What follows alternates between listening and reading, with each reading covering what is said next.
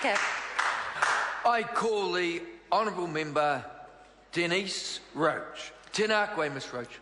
Tēnā koe, Mr Speaker. This is a split call between myself and my colleague Holly Walker.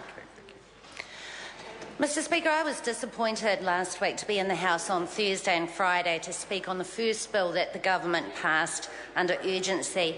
And I was disappointed because although we voted for the bill to extend the parental tax credit to the parents of newborns to 10 weeks and raise it from $150 to $220 and to extend paid parental leave a bit, it was a bill that did not go any way towards addressing the poverty of the babies born to our poorest families.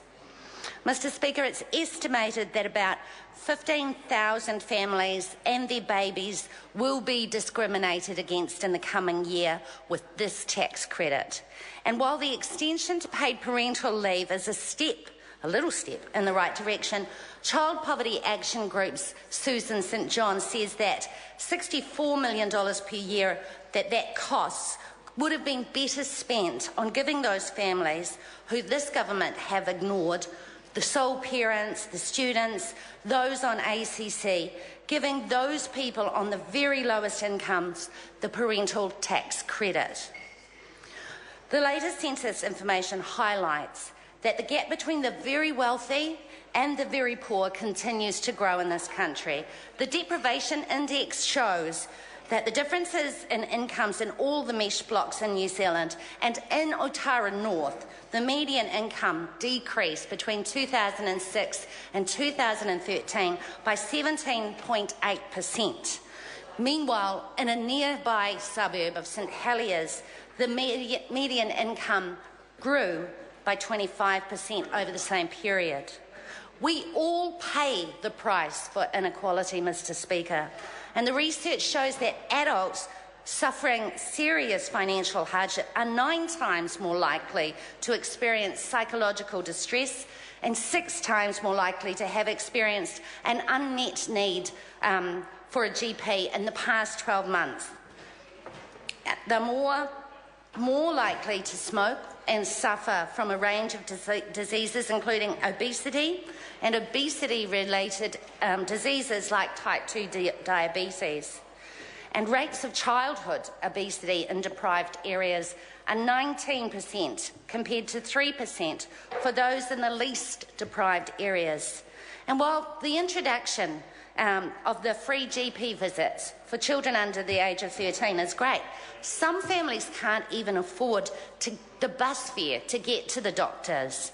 And that's why the Greens have a policy and a suite of initiatives that we'd like to introduce that would bring healthcare to the primary schools to where those kids are and save those families from more expense. Mr Speaker, we see this budget as a missed opportunity. We could take an investment approach to our people, and one of the best ways to do that is to ensure that there are decent jobs for people and decent wages so people can live on what they earn. But what we see is no measures to do that. In fact, the government's own forecasts suggest a real wage growth of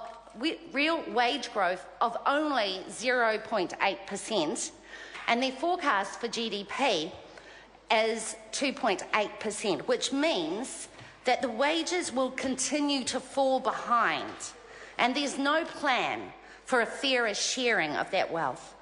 Meanwhile, sir, the cost of living continues to increase, and last year 46% of wage earners did not get a pay increase to keep up. When we look at the appropriations, it's clear that with a bit of political will, we could make real meaningful changes that would benefit our lowest paid. Take the parliamentary cleaners, for example. They earn less than $15 an hour, and it would take a measly $210,000 per year for all 30 of them to earn a living wage of $18.80 per hour. But you compare that with the budget for the MP's IT, and compare that with the $7 million for maintenance, and I can see that we're looking at buildings and not at people.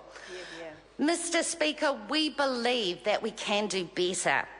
We believe in a fair future where people can have good lives, And with that, we need a smart green economy that works for everyone. Thank you. Point of order, the Honourable Minister, Stephen Joyce. Mr Speaker, I seek leave to correct a statement made on behalf of the Prime Minister during question number 5 this afternoon.